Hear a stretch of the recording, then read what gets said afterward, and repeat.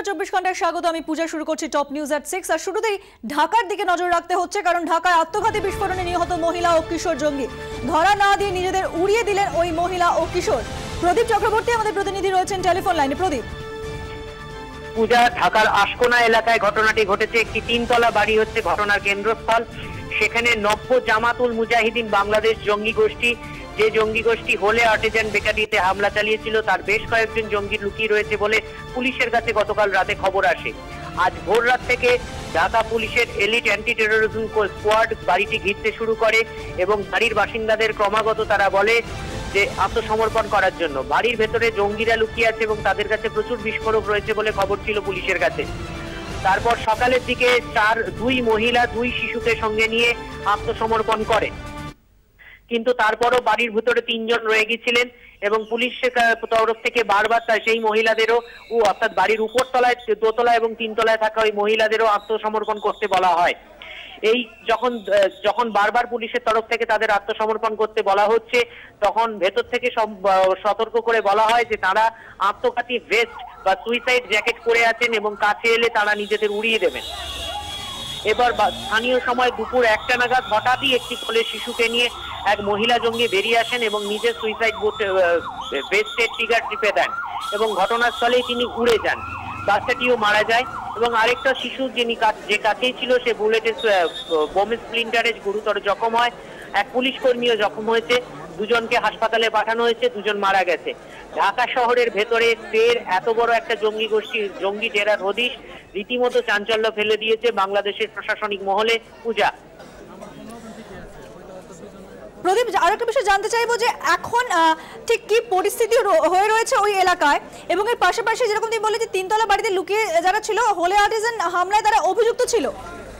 না, হোলে আর্টিজান মামলায় যারা অভিযুক্ত ছিল তাদের আত্মীয় স্বজন এই বাড়িতে লুকিয়ে ছিল, কারণ কোনো পুলিশ জঙ্গিকে এই হামলায় পাওয়া যায়নি। অবশ্যই এরা ষড়যন্ত্রকারীও হতে পারে।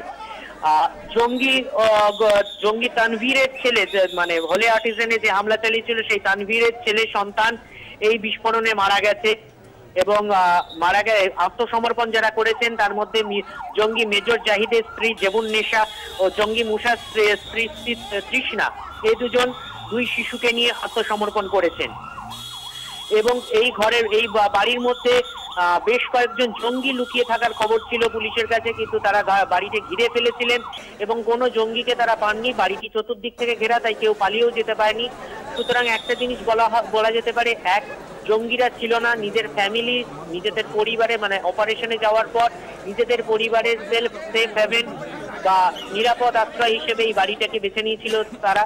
2, তারাও যাদের রেখে গিয়েছিল সেই মহিলারাও জেহাদি মন্ত্রে, অন্তত মহিলাদের 2জন অন্তত জেহাদি মন্ত্রে দীক্ষিত ছিলেন এবং তার একজন নিজেকে বুলেটপ্রুফ সুইসাইড ভেস্ট দিয়ে উড়িয়ে দেন।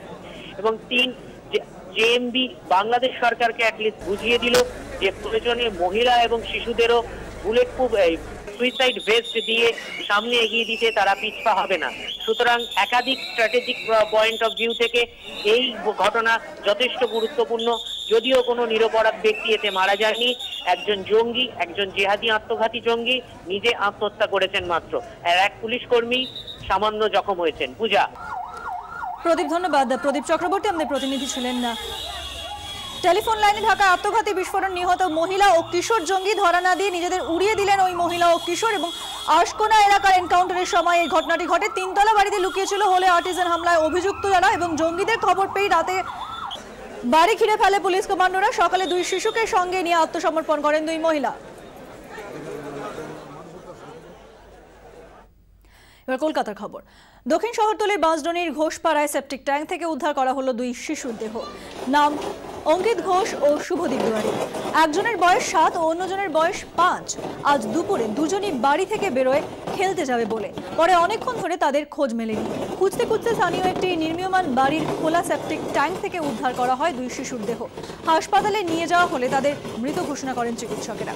2 শিশুর মৃত্যু অস্বাভাবিক ঘটনা কিনা সে নিয়ে তদন্ত শুরু করেছে পুলিশ। কেন এই বাড়ির সেপটিক ট্যাঙ্ক খোলা ছিল তাও তদন্ত করে দেখা হচ্ছে। সেপটিক ট্যাঙ্ক খোলা থাকায় বাড়ির মালিকের বিরুদ্ধে গাফিলতির মামলা করেছে পুলিশ। হাসপাতালে কান্নায় ভেঙে পড়েন 2 শিশুর পরিবারের সদস্যরা।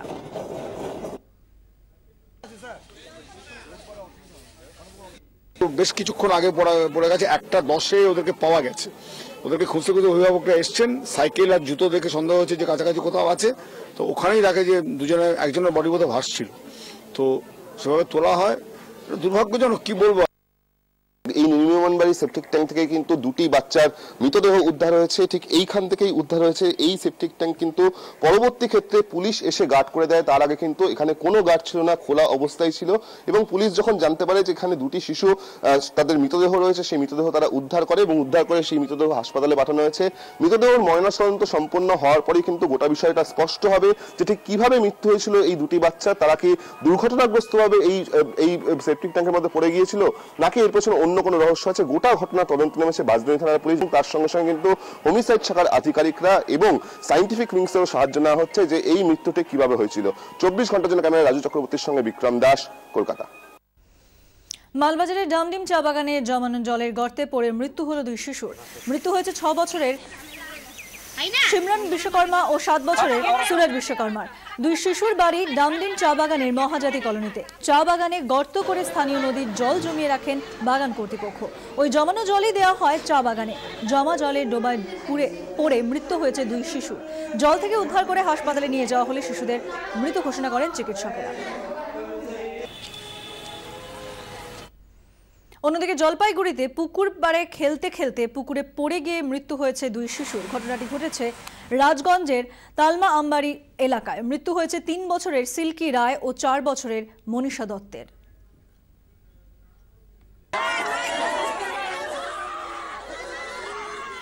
বাঁশদ্রোণীতে নির্মীয়মান বাড়ি সেপটিক ট্যাঙ্কে পড়ে 2 শিশুর মৃত্যু। মালবাজারের ডামডিম চা বাগানের জল ভর্তি গর্তে পড়ে 2 শিশুর মৃত্যু হয়েছে। জলপাইগুড়ির রাজগঞ্জের পুকুরে ডুবে 2 শিশুর মৃত্যু হয়েছে। অর্থাৎ রাজ্যের বিভিন্ন জায়গায় আজ শিশু মৃত্যুর খবর উঠে এসেছে বিভিন্ন সময়।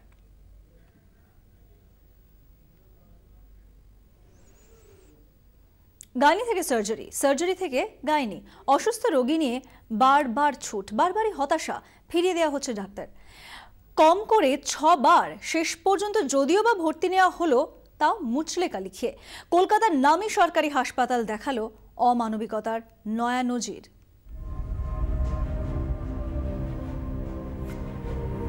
অনেক আশা ছিল মেয়ে সুস্থ হবে, ভরসা দেবেন, পাশে থাকবেন কলকাতার বড় হাসপাতালের ডাক্তারবাবুরা। কিন্তু কোথায় কি? নরেন্দ্রপুরের বনহুগলির বাসিন্দা মনোয়ারা মণ্ডল পেলেন শুধুই হয়রানি। ওভারিতে সিস্টের সমস্যা নিয়ে গত মঙ্গলবার এমআর বাঙুর হাসপাতালে ভর্তি করা হয় শাহজাদি মণ্ডলকে। জটিল অস্ত্রোপচার দরকার তার, বলেন ডাক্তাররা। তবে এমআর বাঙুরে সেই অস্ত্রোপচার সম্ভব নয় বলে জানিয়ে দেওয়া হয়। বাঙ্গুর থেকে শাহজাদিকে ন্যাশনাল মেডিকেল কলেজ হাসপাতালে রেফার করা হয়। ন্যাশনাল মেডিকেলে এমার্জেন্সি ডাক্তাররা শাহজাদিকে দেখার পর গাইনোকোলজি বিভাগে ভর্তির জন্য পাঠিয়ে দেন। কিন্তু গাইনোকোলজি বিভাগ থেকে সরাসরি জানিয়ে দেওয়া হয় এটি সার্জারি বিভাগের কেস। খালি বলছে একবার সার্জন ডাক্তারখানে যাও, একবার গাইনি ডাক্তারখানে। এই আমাদের কাছে রেফার করে দিয়েছে কেন? এটা আমরা দেখবো না, আমাদের হাতে কাজ নাই, এটা ওইখানের কাজ না। হানুস তো না, একবার পেশেন্টকে নিয়ে ওখানে যাচ্ছি, ওখান থেকে নিয়ে এখানে আসছি, এখান থেকে নিয়ে ওখানে যাচ্ছি, মানে পাগল হয়ে যাওয়ার তাল হয়ে গেছিলাম। কলকাতার নামী হাসপাতাল, সেখানে 3 ঘন্টায় 6 বার শুধু 2 বিভাগের মধ্যে দৌড়ানো ছাড়া আর কিছুই করতে পারেনি অসহায় এই পরিবার।